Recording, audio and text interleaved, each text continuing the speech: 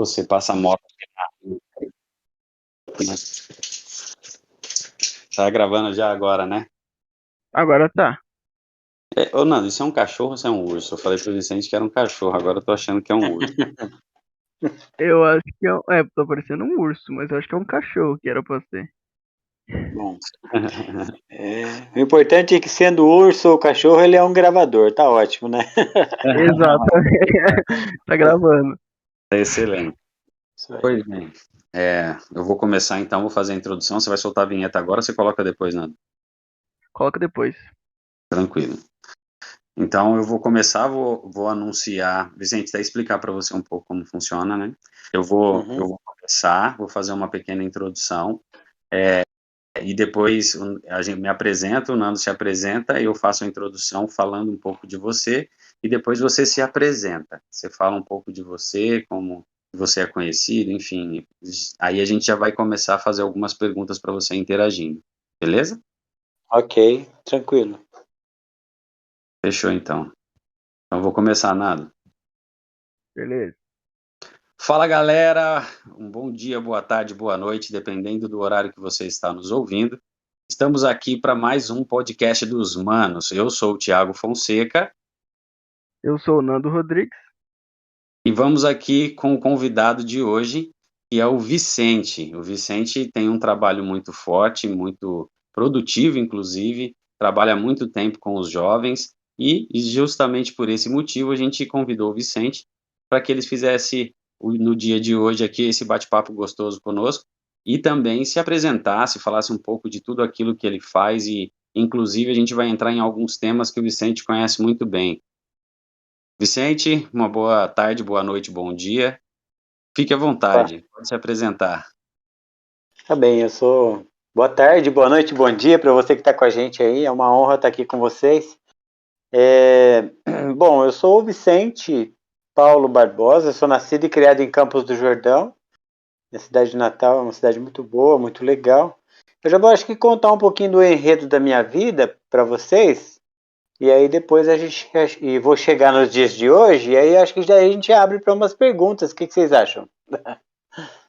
Pode ser, fique à vontade. É isso Beleza, aí. sem problema. Fica à vontade. Legal. Bom, eu sou nascido e criado em Campos do Jordão, né, como eu falei, e não tinha problema nenhum, minha família era legal, quer dizer, problema todo mundo tem, toda a família tem, e conhecia Deus através do catolicismo, né, então eu fui coroinha, fui anjinho, fui Jesus, fui tudo nos teatrinhos lá, né, então eu conheci esse Jesus aí, né, ora eu conhecia o menino Jesus, que minha mãe falava para a gente levar ele na manjedoura todo dia de Natal. Ora eu conhecia Jesus que estava na cruz pregado, ora eu fazia o teatro que eu era ele e tal. Então era isso aí que eu tinha e isso que era a minha vida de Cristo, com Cristo. Mas aos 14 anos eu entrei no Banco do Brasil para trabalhar. Eu sou o 12º filho de 13, né? Então nós somos uma família grande. Então eu já tinha, por ser quase o caçula ali, a minha vida já era um pouquinho melhor. Meu pai já tinha uma marcenaria, as coisas já eram melhores para mim. Eu já tinha um conga no pé, vamos dizer assim, né? E, Experiência boa. e aí meus irmãos já passaram um pouquinho de perrengue lá, mas eu já tinha um pouquinho mais de conforto. Mas eu entrei no Banco do Brasil para trabalhar como auxiliar de serviços gerais, menor auxiliar de serviços gerais, que hoje em dia seria o jovem aprendiz, né? E aí, também aos 14 anos, eu conheci as drogas. Minha primeira droga foi o álcool. Então eu tinha meu salário, eu saía para beber no domingo, né? Eu ia num bailinho lá que chamava Mingau. E eu era muito tímido. E para tirar as meninas para dançar e tal. Daí um cara chegou um dia e falou assim: Meu, toma isso aqui que você vai ficar legal. E aí eu tomei. Chamava Porradinha. Era soda limonada com pinga. E eu tomei, rapaz, mas foi uma sensação tão. O meu pai ele falava para mim: nunca beba, nunca fume, nunca use drogas, porque é muito ruim, você não vai gostar. E aí o dia que eu bebi isso, eu falei: meu pai é mentiroso, meu, porque o negócio é bom demais. Mas eu não sabia, eu estava entrando no mundo do alcoolismo e das drogas, né, com 14 anos de idade. E aí em seguida eu conheci maconha, cocaína e foi um segmento aí. Com 16 anos eu já estava um pequeno traficante, vamos dizer assim, lá na cidade de Campos do Jordão. E entre 16, 18, 19 anos, assim, foi muito triste, foi muito crítico, né? Eu lembro que eu estava beirando a minha ida para o quartel, minha irmã foi me buscar uma vez numa balada lá e tal, falou, ó, o pai tá em casa e tal. E aí eu falei, o pai não tá em casa, o pai tá internado. Ela, não, o pai tá em casa. Aí eu acabei indo embora com ela, com o bolso cheio de cocaína e tal. E quando eu cheguei, realmente meu pai estava em casa. Ele estava na sala, num caixão. Os velórios aconteciam nas casas e meu pai estava morto. Então meu pai, ele morreu me vendo no uso, né, da cocaína. Então o filhinho da Dona Maria, do seu Juvenal bonitinho, agora estava o doidinho da cidade. Eu fui pro quartel, no quartel falaram que eu ia virar homem, minha mãe estava esperançosa, né? Mas eu conheci um tenente também no quartel, comecei a usar droga lá e aí, se virar homem era parar de usar droga, eu não virei, né? Mas quando eu saí do quartel, eu peguei o dinheiro que tinha, fui para compramos uns bugs de autocross, fomos para Ubatuba e lá eu conheci o grande amor da minha vida, a Patrícia, e ela apresentou o grande amor da minha salvação, que é Jesus.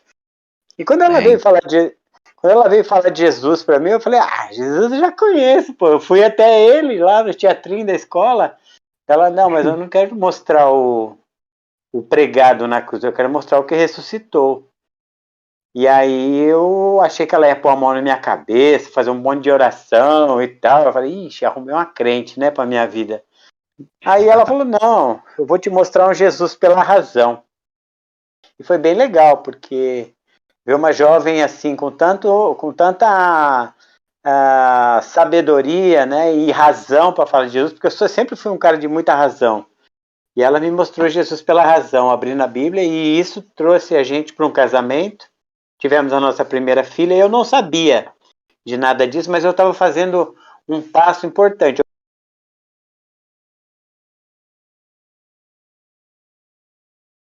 Eu mudei de igreja, ia para o trabalho,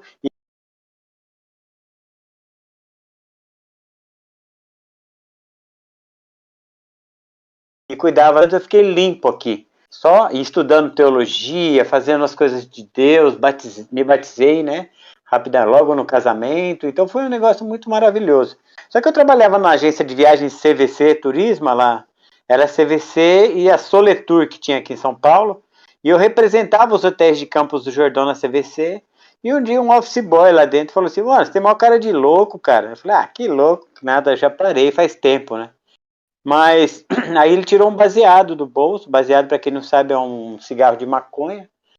E aí, quando ele me mostrou aquilo, eu comecei a tremer, suar. Eu não sabia, mas eu estava tendo uma crise de abstinência, porque aos 14 anos eu dei início à minha drogadição. Eu sou um predisposto ao uso. E aí, ali eu estava tendo um início de recaída. Aí eu falei para ele, como é que eu uso isso aqui em São Paulo? Porque eu estava acostumado a usar só no meio do mato. Aí ele falou, vamos entrar na contramão da Ipiranga aqui, fogo na bomba, mano. E aí eu fui com ele. Quando voltei, já dei 10 conto para ele comprar a minha, porque daí eu já quero a minha droga, né? E tudo aquilo voltou de novo. Já perguntei para ele onde que tinha cocaína aqui, ele falou que era na Leopoldina, perto da onde eu morava, no Ceasa ali, eu morava perto do Ceasa. E aí comecei a comprar cocaína, maconha. Nós vamos enganar muitas pessoas durante muito tempo, mas nós não vamos enganar todos durante todo o tempo. A casa vai cair, né? E não foi diferente para mim, porque daí o dinheiro parou de chegar em casa, eu perdi o emprego, as coisas foram piorando, piorando. Até um dia que eu cheguei na favela para pegar cocaína, o cara falou, olha, não tem cocaína hoje, mas tem uma coisa legal aqui. Ele me colocou dentro de um barraco lá e me deu uma pedra de crack e um cachimbo. E aí começou a minha vida de crack aqui em São Paulo. Quando isso aconteceu, minha família já ficou preocupada. Eu passei pela primeira internação, segunda, terceira, quarta, as coisas eu vinha das internações, as coisas começavam a sumir, eu ficava igual um nômade, né, mudando de lugar para ver se melhorava. A Patrícia sofrendo, já tinha o segundo filho, Felipe, né, então o negócio, eu tinha a Bruna e o Felipe nessa época, né, então o negócio foi piorando, piorando, piorando, a gente sempre achando que ia melhorar. Minhas irmãs arrumavam empregos para mim em lugares legais, eu arrumava também, mas nada funcionava, né? Sempre tinha essa recaída. Até o dia em que a Giovana nasceu, a minha última filha, ela tem 17 anos hoje, E quando ela nasceu, eu participei metade ali do pré-natal, né, com a minha esposa. E o pessoal da Igreja de Cristo também tentava me ajudar e tal, mas todos que me amavam eu manipulava, né? Porque a droga, ela não vem sozinha, ela vem com mentira, com manipulação, com um distúrbio total de caráter, né? Uma defasagem aí no caráter, né? Que ele deixou de ser formado a partir do momento que eu pus a primeira dose, porque daí o estudo fica devagar, as pessoas que eu amo mesmo e que me amam de verdade, daí eu me afasto, né? E daí eu só amo quem tem droga, o negócio é meio doido. Enfim, aí nessa época a Giovana nasceu, quando ela nasceu eu fui para as ruas, literalmente. A Patrícia falou, a Giovana estava nascendo e eu não fui no hospital, cara, eu fui usar droga, eu fiquei 5 dias usando droga, quando eu voltei a Patrícia falou, olha, eu aprendi umas coisas aí com recuperação, que eu tô indo pro inferno junto com você, e se eu continuar te ajudando a ir pro inferno desse jeito, não vai dar certo, porque droga e família não funcionam. Então, eu te amo, eu não vou falar mal de você para os nossos filhos, eu não vou ficar com outro homem, porque eu sou uma serva de Deus, só que não tem mais jeito da gente viver no mesmo lugar, você tem que estar limpo, eu quero meu marido de volta, né? Aí eu peguei uma malona assim e fui pra rua, peguei todas as minhas coisas e fui pra rua. Eu fui pra favela dando risada, assim, porque o prazer de usar droga estava dominando a minha vida, né? E aí eu pensava também, daqui a pouco acaba todas essas coisas, vou vender tudo, quando eu voltar ela vai me aceitar de volta, porque todas as vezes que eu voltava, a primeira frase da Patrícia era, graças a Deus que você voltou. E o codependente, ele sofre muito com isso, né? Porque ele ama tanto que ele quer ajudar de todas as maneiras. Enfim, eu fui pra rua, quando eu voltei a Patrícia já tinha se mudado para casa dos pais, e então não tinha mais lugar para voltar de verdade, ela estava falando sério agora comigo. E aí começou a minha vida de situação de rua, porque eu vendia as roupas da mala, vendia a mala, vendia a roupa que eu tinha no corpo, quando eu estava com uma bermuda velha, uma calça, uma camiseta velha e um chinelo daqueles que tem um preguinho no meio assim segurando, né, fica soltando assim, e aí eu estava em situação de rua lá. Aí começou a minha situação de rua. Eu fiquei 3 anos da minha vida comendo lixo por causa da pedra do crack, né? Foram anos difíceis. A Patrícia foi cuidando das crianças. Logo ela arrumou um apartamento para cuidar das crianças, porque maior vergonha para uma mãe, né? Que se casa e vai para o casamento e depois tem que voltar para a casa dos pais. Então ela foi guerreira. Ela lutou, batalhou, alugou um lugar para os filhos, sempre dando boa educação. Não deixava a Bruna, o Felipe, as crianças faltar em nenhum acampamento do Amo, né? Ela é a grande guerreira dessa história, né? E eu tava na rua usando droga, mal tomava banho e uma situação terrível de comer lixo mesmo por causa do crack. Até o dia em que uma igreja presbiteriana, um grupo de jovens, bem jovens mesmo, que servia marmita na rua, e eu quero entrar, né, no trabalho dos jovens, e que às vezes eles estão tão afinco no trabalho de evangelismo que eles não sabem nem aonde que vai dar esse trampo, né? E eu acho muito legal isso. Porque esses jovens, eles estavam ali servindo marmitas e orando pelas pessoas lá que estavam na rua. Tinha uma jovem, a Roberta, eu lembro dela, ajoelhada assim. Tinha um cara que estava com a gente que ele não tinha os dedos do pé. E o pé dele ficava muito sujo, tal. Ele andava com esse pé, ele andava descalço. E ele, toda vez que eles iam lá, a Roberta lavava os pés dele, limpava os pés dele. Era um negócio assim que eu falava, meu, esses jovens eles são meio malucos, né? Mas eles estavam fazendo o evangelho, não falando do evangelho, estavam fazendo o evangelho. E aí eu assisti aquela cena, eu pedi para eles uma marmita e uma água lá. Eu falei, ó, eu quero recuperação, mas não vai ser hoje não. Isso foi no dia 6 de novembro de 2006. E aí eles me deram um papelzinho com o endereço deles. E aí eu... Opa, vocês estão me ouvindo? Sim, sim. Ah, tá bom. E aí eu peguei aquele papelzinho, pus no bolso e fui pra favela. Peguei a comida e fui pra favela. Quando eu... passou uma semana, mais ou menos, eu estava sentado na favela usando crack. Saiu um cara de dentro da favela e deu 4 tiros na cabeça do cara que estava do meu lado.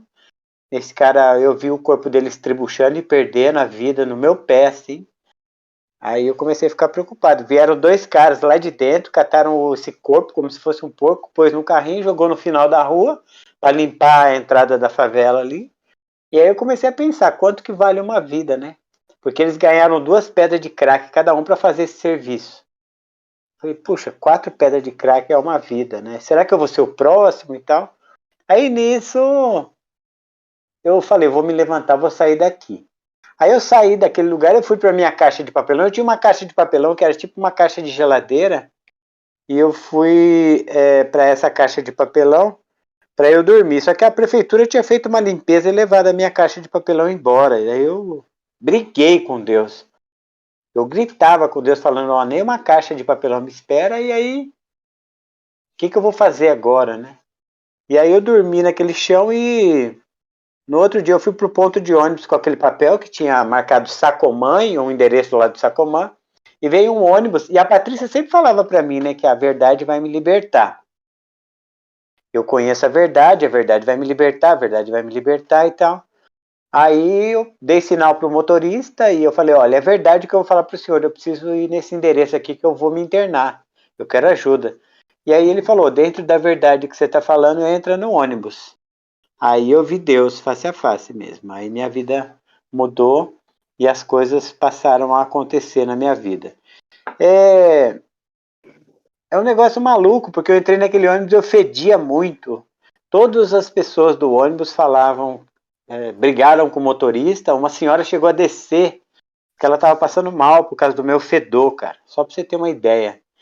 E aí aquele cara foi corajoso e me levou até o final. Eu cheguei no Sacomã, fui lá na igrejinha, a igrejinha amarela lá. E aí a mulher pensou que eu ia roubar. Eu falei, não vou roubar não. Chama os jovens aí que eles me acolheram. Chama o Fernando lá e tal. Aí começou a brotar jovem na igreja, mano. Foi muito louco esse dia, porque eles vinham, cara, e eles falavam assim, mano, o cara veio, e agora? O que nós vamos fazer? Aí aí um trazia roupa, outro trazia Bíblia, outro trazia tênis, outro trazia shampoo, outro trazia sabonete, outro trazia parede de barba. Mas todos eles traziam pão doce com guaraná. Eu acho que todos passaram na mesma padoca lá e trouxeram pão doce com guaraná, mano. Eu nunca comi tanto pão doce com guaraná igual esse dia. E aí eles me acolheram. Primeira coisa que eles fizeram depois do meu banho e tal foi ligar para a Patrícia e falar, você tem família e tal, né? Ligaram para a Patrícia e falaram, olha, estamos com ele aqui, eles super felizes, né? E aí a Patrícia falou assim, mano, olha, o que vocês estão fazendo aí é legal, bacana, só que eu preciso de mais, porque eu já fiz tudo isso aí também durante muitos anos e eu preciso de mais informação. E ela estava certa. Eles pediram para antes de eu ir para casa de recuperação para eu passar em casa. Ela estava com medo, mas deixou. E ali nessa situação eu estava pegando de verdade mesmo a minha filha pela primeira vez no colo. Então a Giovana estava com média de quase 3 anos ali. E aí aquela recém-nascida estava sendo pegada no colo ali pela primeira vez. É interessante falar sobre isso porque é um negócio muito doido que aconteceu, né? Com Deus na vida desses jovens, né? E aí eu fui para minha primeira casa de recuperação. Eles me levaram no outro dia e me acolheram. Eu vi que naquele dia eles juntavam R$2, moedinha brotando na mão deles, lá tirando do bolso e tal. Eu não sabia o que eles estavam fazendo, eles estavam juntando um dinheirinho para pagar uma diária para mim no hotel do lado da igreja lá, cara. Porque eles não sabiam o que fazer comigo. Aí no outro dia veio um casal, que eram os pais do Fernando, e me levaram para a casa de recuperação. E ali começou a minha vida de recuperação. Eu fui para uma casa de recuperação agora com as minhas próprias pernas. E aí a Patrícia foi me visitar depois de 5 meses. Aí depois de um tempo eu podia sair da casa de recuperação. Eu falei que eu não queria sair, que eu queria ficar, que eu queria aprender mais. E a minha vida agora seria de evangelismo nesse trabalho.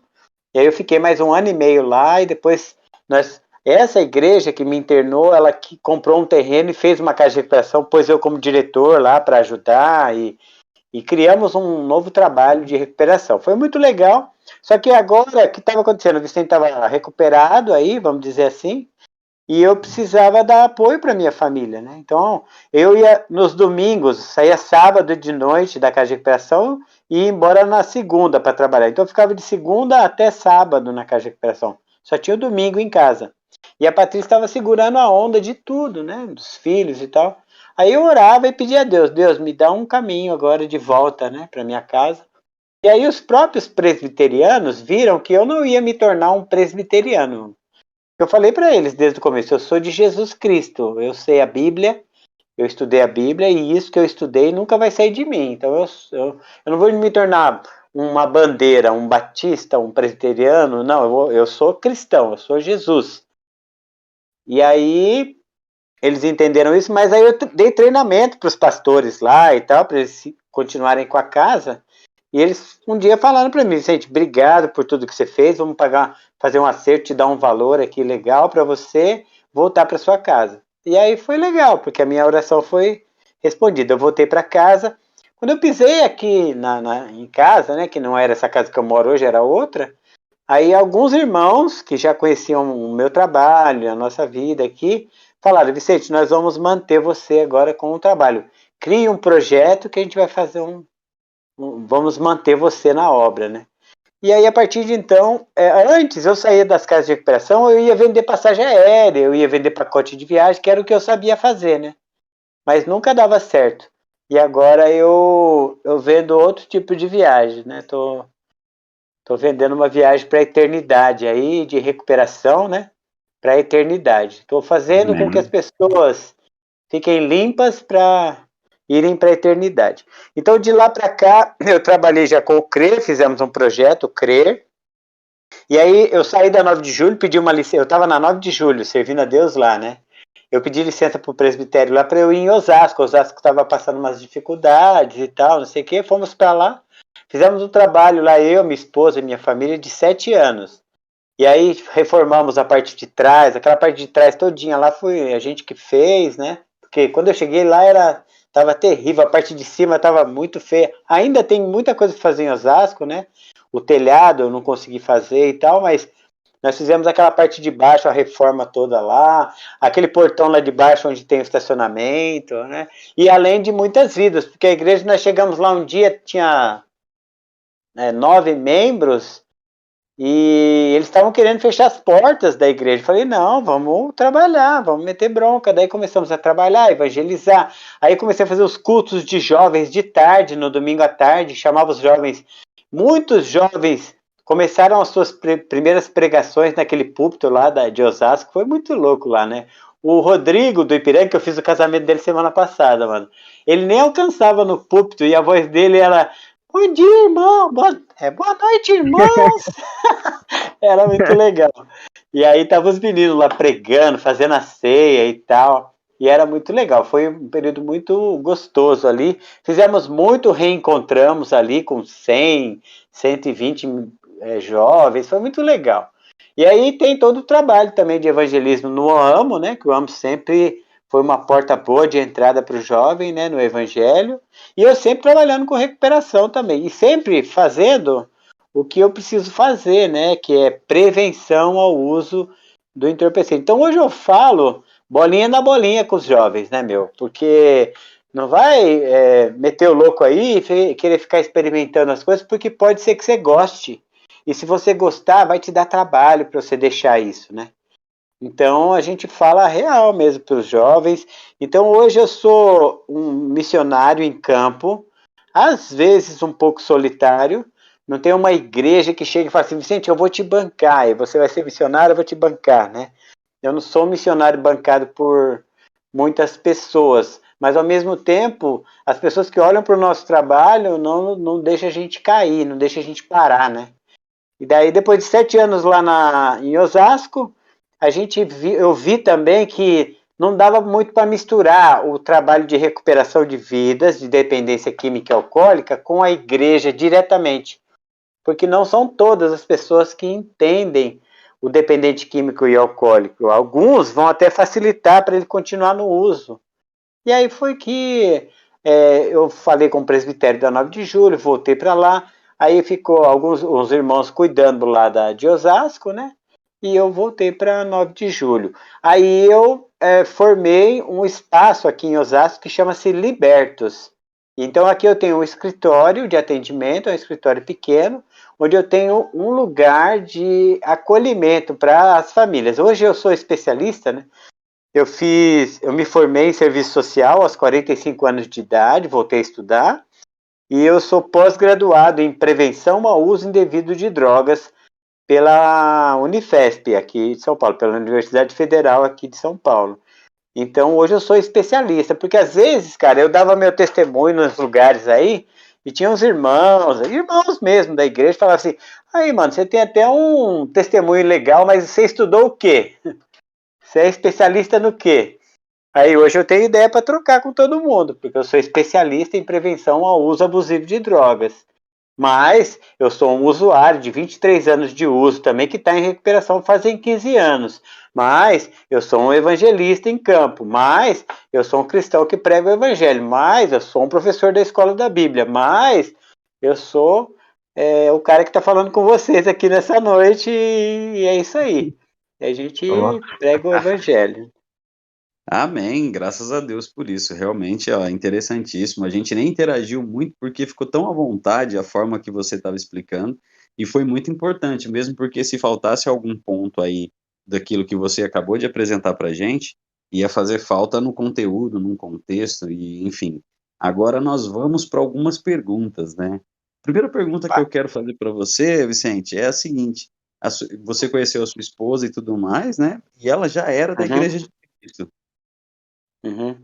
Sim, sim, ela é nascida na igreja praticamente, né? Quando ela era pequenininha, a minha sogra já ia numa igreja e aí ela conheceu os missionários americanos pregando o evangelho aqui na região da Lapa. E aí o meu sogro veio também para o evangelho e tal, e tem toda uma história deles. E aí meu sogro começou a congregar aqui em Santana. Depois veio para Lapa e depois aqui no Butantã. No Butantã tinha um trabalho forte ali da rádio antigamente e tal, tinha um monte de situações assim. E a Patrícia e o Renato, um Montanha, que é meu cunhado, eles sempre foram da Igreja de Cristo. Excelente. E dentro de todo esse trabalho que você aprendeu a desenvolver, você acha, de repente, isso é uma curiosidade minha mesmo, você acha que, de repente, tudo isso que você passou foi literalmente para transformar você exatamente no homem que você é hoje? Eu acho que sim. Não, hoje eu tenho plena convicção de que sim, sabe? Muitas vezes, cara, às vezes eu tava na casa de recuperação. Casa de recuperação é um negócio muito doido, cara, porque você abre o olho de manhã, aí você já olha para aquela beliche. É diferente de você abrir o olho de manhã e estar no acampamento Monte das Oliveiras, que é outra caminhada, né? Mas você abrir o olho e olhar para aquela beliche, olhar para aquela toda aquela rotina da casa de recuperação e falar, meu Deus, estou aqui de novo. Muitas vezes, muitos anos da minha vida, eu falei, puxa, o que eu estou fazendo aqui, né? E tem algumas situações da minha vida que eu falo, meu Deus, por que o Senhor permitiu isso? Né? Por que o Senhor permitiu eu ir para uma cadeia? Quando eu caí em cana, cara, eu fui preso, eu estava em situação de rua. Aí eu estava lá usando droga, tal. Nós fizemos um buraquinho lá no muro da CPTM e começamos a roubar ferro. Aí a gente roubou 10 ferros, fomos no ferro velho e vendemos por R$10. Aí a gente falou, nossa, tem milhões de ferrinhos desse lá. Aí a gente começou a fazer igual formiguinha, ia lá, buscava 200, vinha e usava. Até que a polícia pegou a gente. Primeiro foi os guardas da CPTM que pegou a gente, eles batiam na gente com aquele ferro lá. E aí depois veio o policial, né? E bateu na gente também. Tinha um policial que me catava sempre na rua e ele falava, ô carequinha, você tem que ir embora para sua casa, você fala bem e tal, não sei o quê. Vai chegar um dia que eu vou chegar aqui e eu não vou poder conversar, trocar uma ideia com você, eu vou ter que te prender porque vai ter um supervisor meu aqui e você vai ter feito alguma coisa errada. Esse cara era cristão, cara, e ele queria que eu saísse dali. E o dia que eu fui preso era justamente ele que estava na caminhada lá, né, da polícia. E aí ele falou, tá vendo, cara, que hoje eu vou ter que te prender, né? Ele tava com o rosto todo triste, assim, por causa disso, né, meu? E aí eu fui pra cadeia. Quando eu tava lá na cadeia, eu sei o que é o sistema lá carcerário. Eu entrei lá, tem uma cela que chama faxina, que quem cuida é o comando que tá lá dentro, né? Então, aí esse comando já me chamou e falou, a gente já sabe que você vai ficar 3 meses, a gente já sabe que você sabe dirigir, e a gente quer você aqui no sistema. Eu falei, olha, meu, melhor não, hein, porque eu sou usuário de crack, eu vou dar trabalho para vocês. Aí ele, então beleza, você quer falar com o seu povo? Eu falei, quero. Aí eu peguei um celular deles lá, liguei para minha mãe, era umas 11 horas da noite, assim. Falei, mãe, eu tô preso, tô na cadeia. Minha mãe falou, graças a Deus, meu filho. Nossa. Graças a Deus. Eu pensei que você tava morto. Agora, olha o estado do menino, né, meu? A mãe fala, graças a Deus que você tá preso.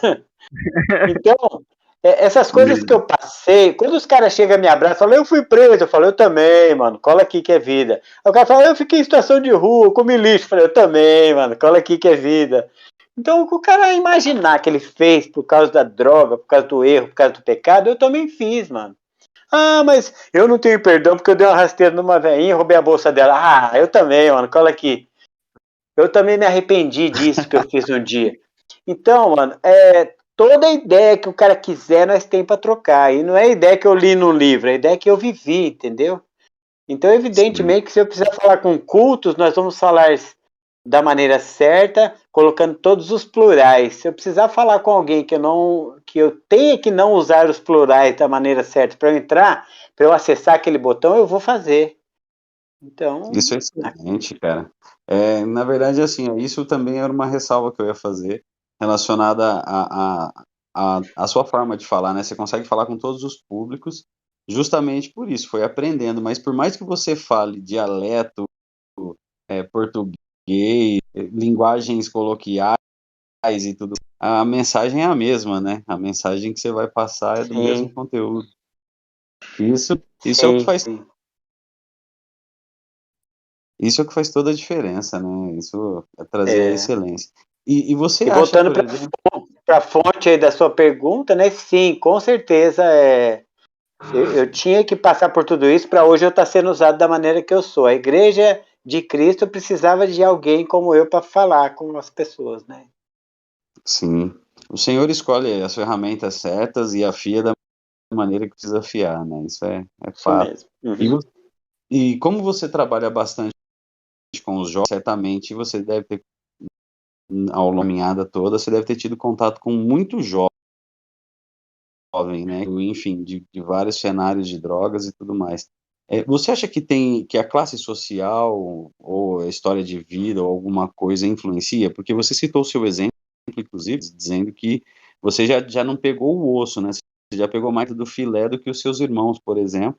E você não comentou, mas na sua família foi só você que apresentou esse tipo de problema, que causou todo esse, digamos, fuzuê, assim, né, na vida da sua família, certo? Certo, foi só eu. E não tem, com a drogadição não tem acordo, né? Não tem, assim, uma linha que, essas pessoas têm quando eu estava fazendo serviço social, eu gostei muito de um dos estudos lá que falou sobre vulnerabilidade.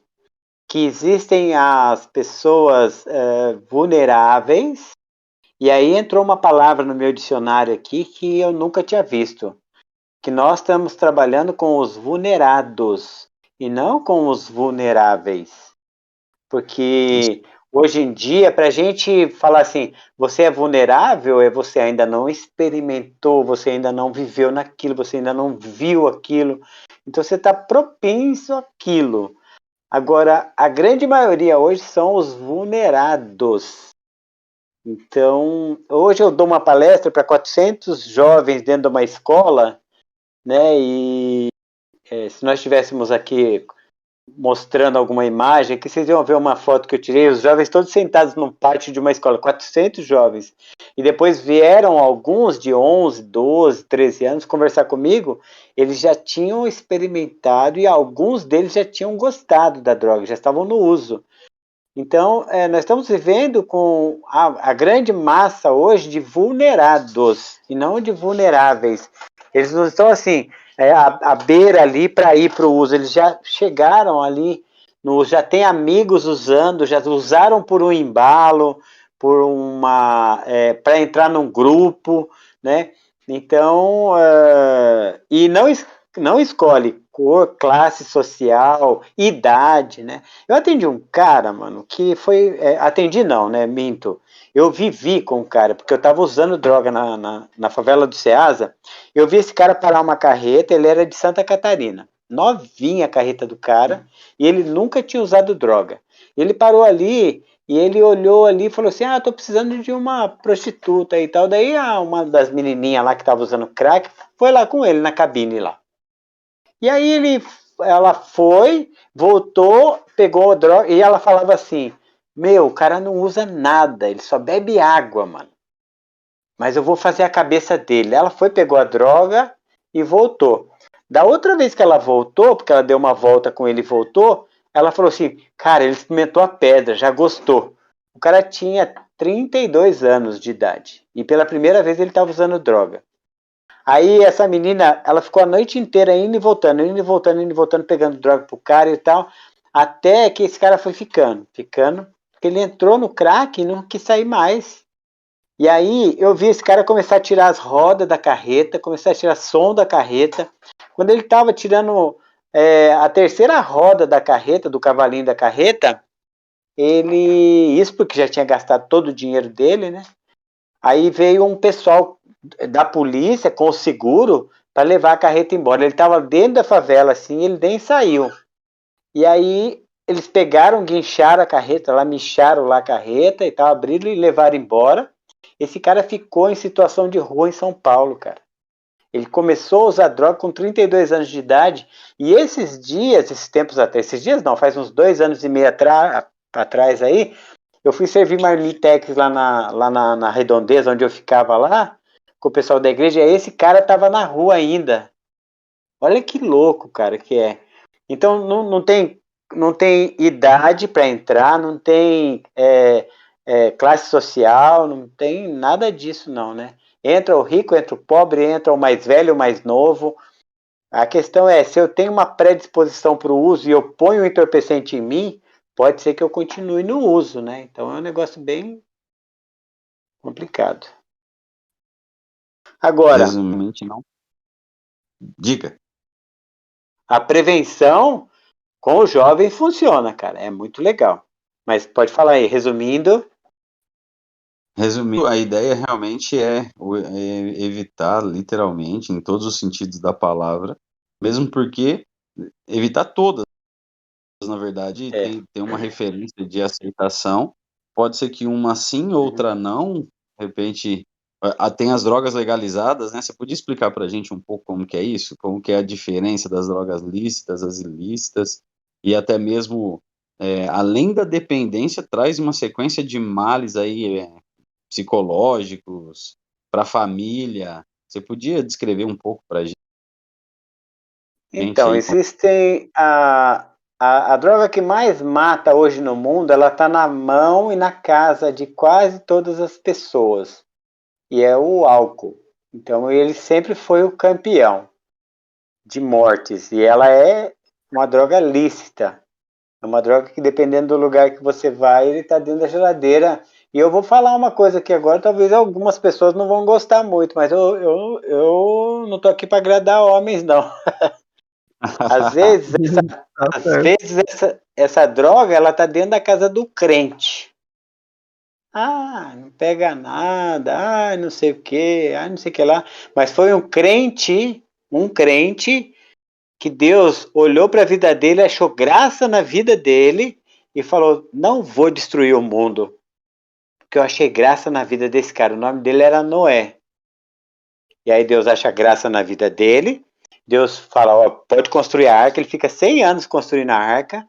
E aí ele constrói a arca, a família dele cai para dentro, os animais vão para dentro, a arca vai para o dilúvio, a arca bate em terra firme, ele faz um holocausto a Deus, que é a maneira que ele tinha de adorar a Deus, e aí ele planta uma vinha e ele enche o caneco. Gênesis capítulo 9. Aí Noé bebe todas, fica chapado, e aí o filho dele, o Cã, o mais novo, pega ele, tira para fora da tenda e fala: nossa, se fosse nos dias de hoje, ele falaria assim: ó, o pai como tá muito louco, ó, peladão. e tira o pai nu, né, da tenda. Aí os outros irmãos vão, cobrem a nudez de Noé, que ele tá bêbado, levam ele para dentro. Aí tá lá na minha e na sua Bíblia, Noé no outro dia, ou seja, na ressaca, ele amaldiçoa o Cã e põe Cã para fora da sua tenda, da sua parentela. Então, será que não está acontecendo essa mesma história, né, nas casas das famílias aí, que às vezes vão, cultuam a Deus de manhã, e o churrasco daquela tarde tem que ser regado a cerveja, né? E aí no final daquele dia, aquele homem que foi uma bênção na igreja de manhã, de tarde está falando bobagem para a esposa, para filhos. Então, o álcool, as drogas, elas são assim, elas entram na mente das pessoas e elas tornam as pessoas alvos fáceis do inimigo. Por isso que a gente trata da parte física, mental e espiritual, né? Então tem jovens fazendo bobagens aí, cara, por causa do álcool, achando que é bonito ser feio, né? Mas tem que tomar cuidado, né, meu? Então, assim, dentro das drogas lícitas, o álcool sempre foi campeão, a não ser nos anos 80, que o cigarro virou um pouquinho de moda, né? E aí o cigarro foi um pouquinho à frente. Na época em que as corridas de Fórmula 1, inclusive, eram todos os carros tinham uma propaganda de cigarro, né? Marlboro, não sei o que, e tal, e por aí ia. Essa foi uma época que o cigarro passou um pouquinho à frente. Eu estou falando de mortes no mundo. Aí, mas em seguida voltou de novo. Hoje, a cada 10 segundos, morre uma pessoa no mundo por conta do alcoolismo. Olha só que interessante isso, né? Então a gente tem o álcool aí como campeão. Evidentemente que tem as outras drogas que a pessoa pode ir, tem o êxtase, tem o LSD continua, lança perfumes. Algumas drogas estão sendo inventadas agora, cara, em algum laboratório, em algum lugar no mundo, e a gente nem sabe como que ela vai matar a pessoa, mas ela vai matar. Agora, é legal também, quando eu vou falar com os jovens na igreja e tal, que eu falo assim, quem criou a droga, né? Evidentemente que a grande maioria fala, só pode ter sido o diabo, né, meu? Diabo não cria nada, mano. O diabo, ele não cria nada. Quem cria é Deus.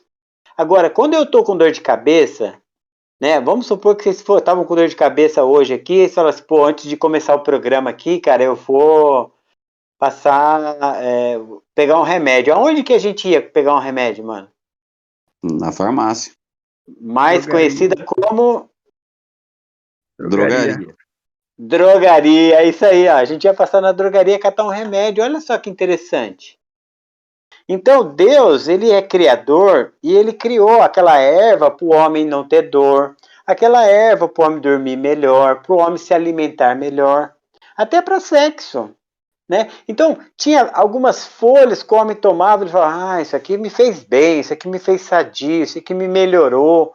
Né? Se a gente for pensar em Deus cuidando do homem e fazendo com que ele cultivasse coisas boas para a saúde dele, isso é mal barato. Então, qual que é se a gente pegar assim, a profundidade da questão quando a pessoa estuda farmacologia, a diferença entre um medicamento, uma droga, né, mais avançada e um veneno que vai levar a pessoa à morte, é a dosagem e a maneira com que o homem está lidando com ela, né? Então a gente tem esses cuidados aí para falar, né? Certo. E os efeitos de todo esse processo também na família, né? E você usou até um termo, qual que é a palavra que você falou? Alguma coisa? Codependente, que é o familiar, é o codependente. Toda casa que tem um dependente químico e alcoólico, ela vai ter um codependente, que esse é o familiar, né, mãe, pai, esposa, filhos, né, que é aquele que não usa droga, mas está vivendo com aquilo dentro da sua casa. E pode ser também, né, quando eu faço palestras para os jovens e tal, pode ser um amigo, porque o amigo também, às vezes, ele acha que ele está ajudando, né? Então, sabe, aquele amigo que viu que o seu colega está usando droga e tal, e às vezes esse colega chega e fala assim, mano, empresta 20 reais aí para mim e tal, não sei o que, depois eu te pago. Você sabe que o cara não vai pagar, você sabe para que ele vai fazer e tal. Então, aquele amigo, né, ele pode se tornar um facilitador, né? eu vou chegar naquele cara lá porque ele é crente, ele é bonzinho e ele vai me dar 20 conto. E aí vem com toda aquela história triste e tal, que não sei o que não sei o que lá, e aí você acaba ajudando também, né? Então precisa ter, hoje em dia, e se tratando de jovens, né, que nós vamos falar, estamos falando, eu estou falando bastante de família, de tudo, mas é que envolve tudo, né? Mas em se tratando de jovens, os jovens, eles precisam ter, assim, a consciência de que eles podem trocar ideias profundas com seus amigos que estão usando drogas, no sentido de que esse amigo precisa parar de usar droga, porque a droga não vai levar ele a lugar nenhum, né? E é muito legal a gente falar disso com clareza, né? É Perfeito. interessante. Você falou que o bom é que nem entre, né? Nem você nem entre, mas quando Uhum, você entra, uma coisa que você falou foi interessante. Você quis sair, né? Não adianta alguém querer sair por você se você não quiser sair.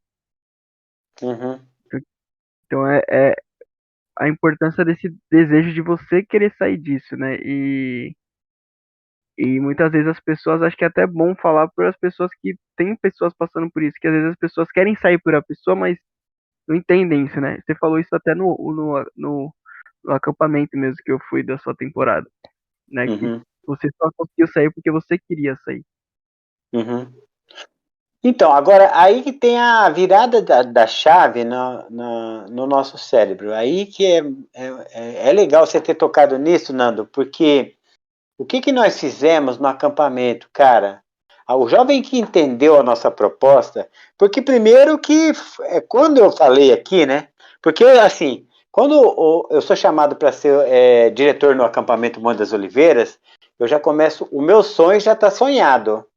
Ele só precisa ser passado para um papel e falado para a equipe.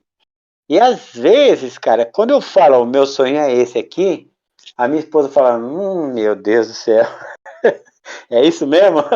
E aí eu falo para a equipe fala assim, mas é muita coragem. Quando eu falei assim, nós vamos fazer um acampamento o tema vai ser Somos Tão Jovens. A primeira coisa que veio na nossa mente foi a música do Legião Urbana. E eu falei, o tema vai ser a música mesmo, do Legião Urbana, não tem problema nenhum. Nós precisamos acessar. Mas é um acampamento cristão, acho que vai dar bode isso aí, hein? Acho que vai ter presbítero brigando com você, não sei o que, não sei o que lá. Puxa, cara, aí eu precisava acessar. E nós fizemos um acampamento, somos tão jovens, e eu falei assim, se a gente não apertar o botão certo de acesso, os jovens vão ainda continuar sem acesso. Por quê? Porque muitas igrejas elas estão lá com as suas pregações no domingo, com as suas aulas dominicais no domingo, e não dando acesso para aquela jovem falar sobre homossexualidade, e aquela jovem já tá de mão dadinha com a amiguinha dela lá e já estão levando um negócio bem a sério. Aquele jovem já entrou numa faculdade por causa de N motivos, já está olhando para isso com um olhar divino, assim, de amor para aquilo mesmo, dentro da droga, da homossexualidade, do pecado em si. E às vezes a gente fica, não é que a gente está passando um pano, mas a gente fica com as pregações ali e a gente fica falando de pessoas, de homens, só que nós não estamos fazendo uma coisa que é super importante, a aplicação pessoal da palavra, né? E a aplicação pessoal ela tem que dar acesso. Quando Jesus chega na samaritana lá, ele não podia nem tá falando com ela. E aí, para ele, olha só como que é a palavra de Deus, como é rica, né? Ele fala para os discípulos dele, vai lá comprar uma comida lá, galera, dá um tempinho para mim aqui. Aí ele fica sozinho, aí ele acessa. Aí ele, oi, samaritana, beleza? E aí? Eu tô... Aí ele já começa a trocar ideia, aí ele abre o acesso. Aí ela mesmo fala assim, nossa, tá falando comigo e tal. Daí, e o seu marido? Ela fala, cinco maridos. Aí ele fala assim, você falou bem mesmo, mas nenhum desses aí é seu marido. Então ele acessa, entendeu? Exclusivamente, no Somos Tão Jovens, nós tivemos acesso, porque a gente punha as pautas, as coisas, e outra coisa também que algumas pessoas falaram para mim, né, até jovens vieram falar comigo assim, mas foi estranho, né, porque eu pus professores, homens e mulheres, porque eu queria passar uma visão, o homem vai falar a mensagem, mas eu quero que uma mulher fale também para as meninas, Então, quando nós fizemos essa separação, as meninas vieram agradecer, falando assim, a gente precisava desse acesso, Vicente. Porque às vezes a gente vê o homem pregando, o homem falando, o homem pregando, o homem falando, e aí não vem aquela voz feminina falar com a gente, né? E aí foi muito legal. Quando nós tocamos no dia lá, no dia D lá de falar sobre homossexualidade, sobre masturbação, sobre situações pecaminosas, cara, a gente acessou, viu? A gente foi o dia que eu mais dei volta no lago. Não sei se você percebeu, Nando, mas cada hora, antes de acabar a aula, eu já estava abraçado com um lá, dando volta no lago, e ele estava e abrindo, sabe? Nós acessamos, abrindo aquelas vontades, aqueles desejos, e aí a gente, sem esse acesso, não dava para a gente falar com clareza, né? Então foi muito legal. Eu tenho certeza que nós não somos as pessoas que convertem pessoas. Às vezes o cara enche o peito e falando assim, eu converti 100, eu converti... Velho, a gente não converte ninguém, mano. Entenda isso. Quem converte é o Espírito Santo de Deus. A gente é ferramenta, a gente é ferramenta e a gente vai levar informação. A partir do momento que a pessoa quiser aquela informação e começar a abrir a Bíblia dela, o Espírito Santo vai agir. Então, é muito legal, cara, quando eu vou para um acampamento assim, que eu vejo que o jovem voltou de lá marcado mesmo, né? Teve uma luta, né, com Deus e foi tocado. Voltou mancando de lá, beleza, fechou as ideias, gostei muito. Porque é interessante esse ponto que você falou, porque se a gente não conversa isso, eu já vi isso acontecendo em algumas igrejas, não conversar sobre alguns assuntos que acha ruim, o jovem vai procurar isso em outro lugar. E onde vai ser isso? No mundo, né? E o mundo, tudo é lindo, tudo pode, tudo é maravilhoso, né? Tem esse ponto de às vezes não conversa, ou tem o outro ponto de às vezes conversar errado também, né, meu? Ô Nando, cara, eu vou trocar uma ideia com você sobre o meu pecado, cara. Gente pra pôr o dedo no meu nariz e falar que eu sou culpado, errado, indesculpável e blá blá blá, eu tô cheio já, meu. Eu preciso de um cara que me abraça e fala assim, cara, você tá com vontade de usar droga hoje? Tô, eu vou falar. Aí ele vai falar assim, tá bom, mano, eu vou passar com você pra você não usar, vamos ficar junto? Oxe, cara, aí me ganhou, né? Aí me ganhou, pô, porque não tá escrito no pé do defunto lá, morreu de vontade de pecar. Ninguém morre de vontade.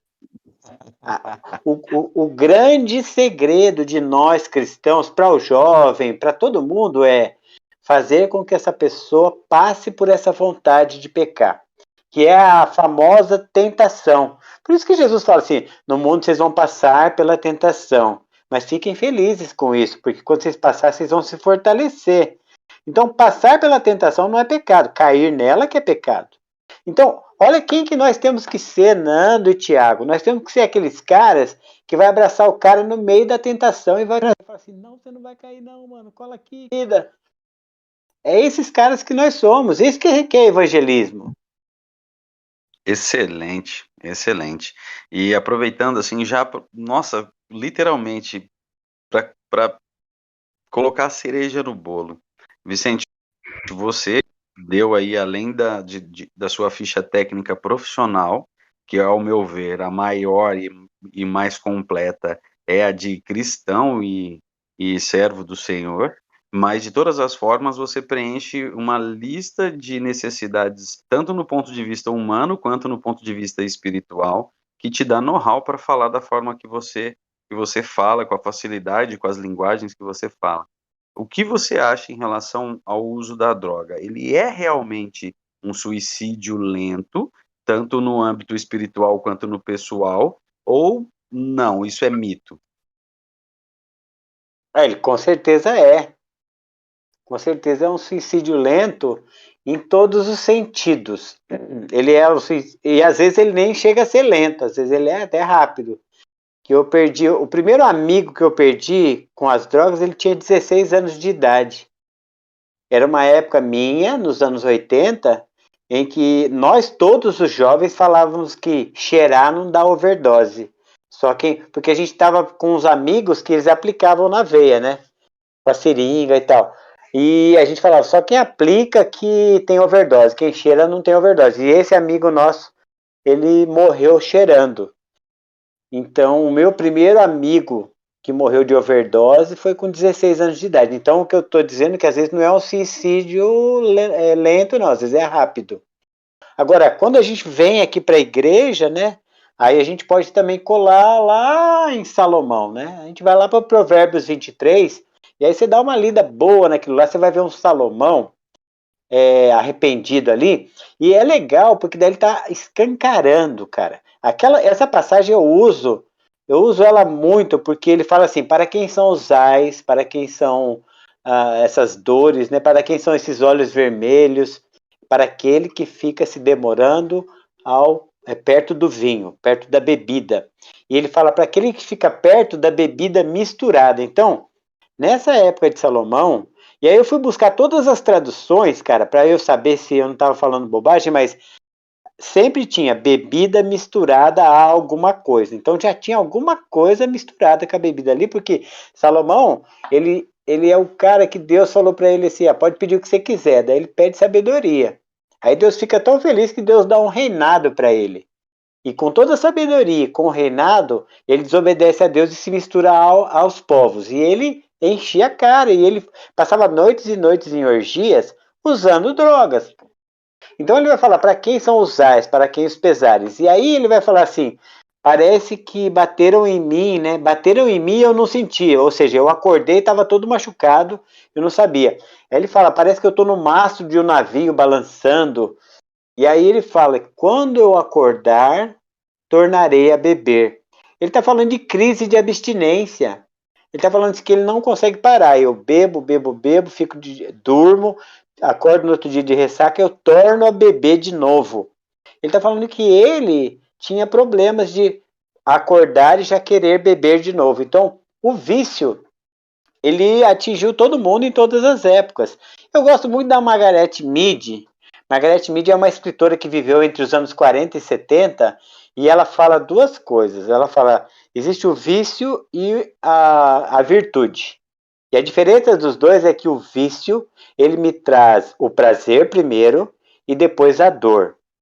E a virtude me traz a dor primeiro e depois o prazer. E a última é a que fica.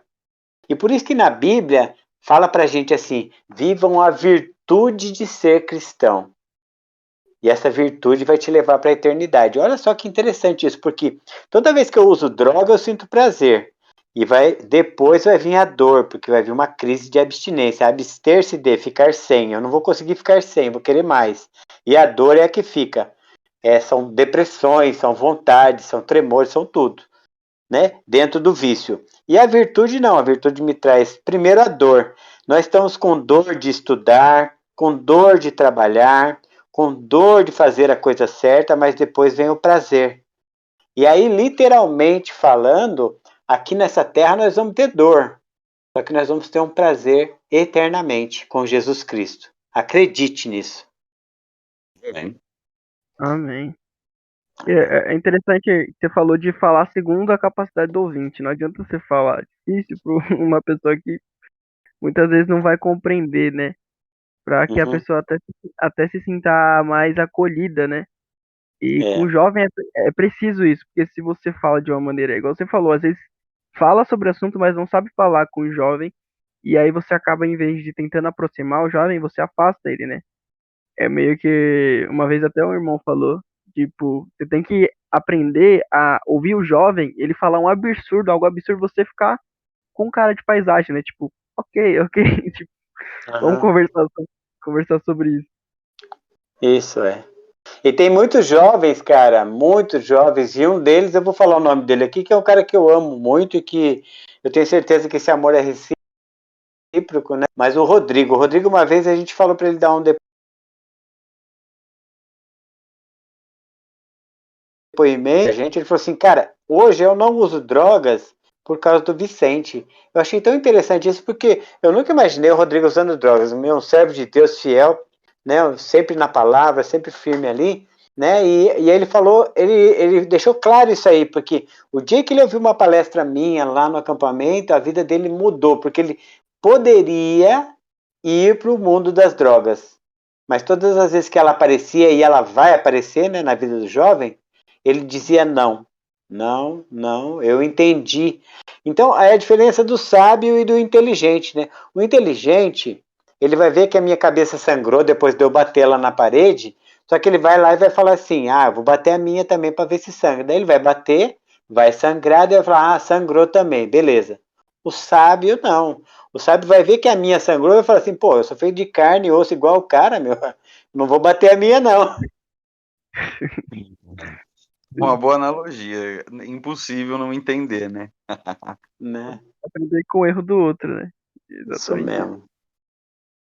Bom, eu tenho 2 livros escritos, um deles é o Libertos, né? O outro é o 30 Dias de Sobriedade. O livro 30 Dias de Sobriedade, eu faço ele como um curso lá na Casa de Recuperação.